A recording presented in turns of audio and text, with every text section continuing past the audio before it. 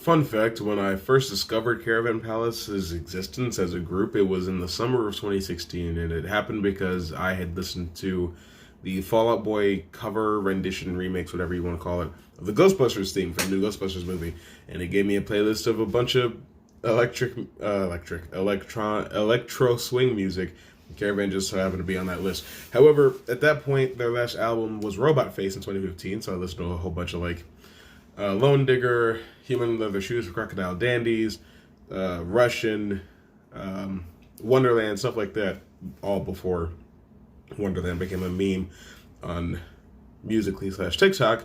But yeah, that was my bread and butter. But again, that was in 2015, and there would not be another studio release from Caravan Palace until late 2016, which was their cover of Black Betty, and then there would be nothing until 2019, when they started releasing singles from their upcoming album Chronologic. Now, I have not talked about music in general in a while, and I haven't talked about an album in specific since Kamikaze by Eminem in 2018, but I decided, yeah, let's talk about Chronologic, because I finally actually listened through the whole thing. I'm so bad now with listening to entire albums.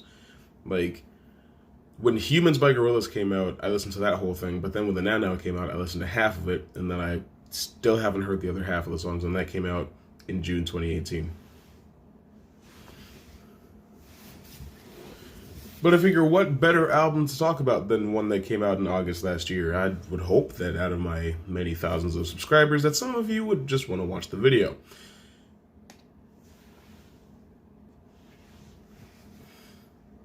That being the case, though, I finally have had my opportunity to listen to the whole thing, and I just want to talk about what I think about it, because Caravan Palace has been easily put into a box of being a strictly electro swing group. Like, all they do is that hybrid fusion style of music. But I honestly think that ever since their debut album in 2008, they've been trying to get out of that.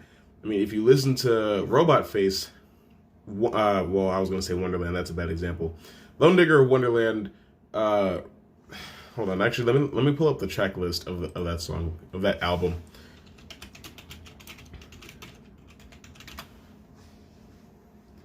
Okay. I feel like Midnight, Tattoos, Wanda, Lay Down, Comics, and Mighty are them trying to make an effort to get out of strictly being electro swing. They obviously do still feel very attached to their electro swing roots, you know, with Lone Digger, Aftermath, Wonderland, but not everything that they do needs to be defined by that. And I think that's a large part of why they did Black Betty, because Black Betty is largely considered to be a heavy metal song, because, you know, the Ram Jam cover of it, even though it started out as, I think, a slave work song, that's not the point. The point is, that same energy, I guess you could call it, does definitely transfer over to Chronologic. There is definitely still some electro swing elements in here, because, you know, it's still an electronic dance album. That's what they do. They make dance music.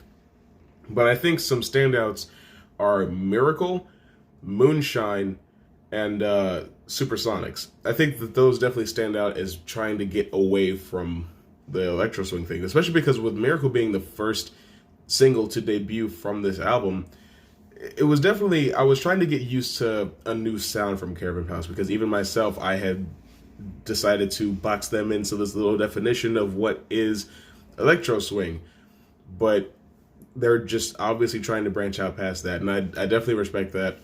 Standouts from the album in general: Miracle, About You, Plume, Water Guns, Supersonics, April. Fargo and Ghost are interludes, I guess. The only thing about Ghost is that it's placed very awkwardly, because Fargo is right in the middle of the album. The album has 11 tracks. It is track number 6. It seems right to put an interlude in there, but since there are 11, I wouldn't put another interlude as the 10th track, but that's what Ghost is. It's the 10th song and it's an interlude. So instead of like getting you ready for the next group of songs on the album, it gets you ready for the last one. So the question could be asked, do there need to be 2 interludes on this 11-track album? I'm not in a position where I can tell an artist how to art, but I don't necessarily think that I would have put 2. But, I mean, that's... If I was going to put 2, I would have put Fargo as the 4th track and Ghost as the 7th track. But that's just me. Moving on, though, I didn't love every single song on this album. I'm not a huge fan of Lena, and Melancholia is okay. I don't super love it. I don't know. It's, again, part of their reinvention of their sound, so I'm not going to complain about it sounding different than what I'm used to, but it's just not something that I particularly resonated with too heavily. So if you think that my taste in things is good enough for you to listen to what I think about an album, be prepared to not super love those songs. But that's okay, because Miracle is a banger. I listened to it, I think, like, over 200 times. What's funny now, though, is that I have a hard time learning all the lyrics to a song for some reason. So there's, like, one line in the whole thing that I don't know yet. And the song's been out for close to a year. I don't know what my problem is when it comes to that. Even if you go back to Humans or back to Eminem's Kamikaze, I don't know all the words to most of the songs. Well, no, with Humans, I know all the words to all the songs. Except for Halfway to the Halfway House and Circle of Friends, because I don't like those songs that much. This is not a Gorillaz Humans review. I might do that in the future if you want me to. But with Kamikaze, I don't know all the words to all those songs. So here, I know all the words to About You, Plume, and that's it. I don't know what's wrong with me. I don't seem to be able to learn lyrics very well anymore. Maybe I'm full up, but that has nothing to do with the quality of the album. I'm just stupid. But I mean, overall, it's Caravan Palace. It's still pure Caravan Palace, and it does still have a very easygoing, fun-chasing spirit to the music. And if that's something that you enjoy, if that's something that you expect from Caravan Palace because you've been listening to them for however long, then you will enjoy this album, because that's right there. Overall, this was definitely worth the 4-year wait since their last major album. Hope we don't have to wait until 2023 for another one. But I definitely think that if I had like a CD player or a record player, I would buy this album physically. But since I don't have that, I definitely do think that this entire album is worth streaming all the way through. I don't have a graphic for that because I don't review music regularly enough for having a graphic like that, but that's what I think about Chronologic by Caravan Palace. What do you think? Have you listened to them? Have you listened to it? Do you know who Caravan Palace are?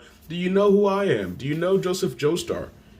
If you do, that's great, man. We should hang out sometime. In fact, I'm going to be at Planet Comic-Con, so if you're going to be there, go ahead and come say hi to me if you see me. Anyway, I'll see you later.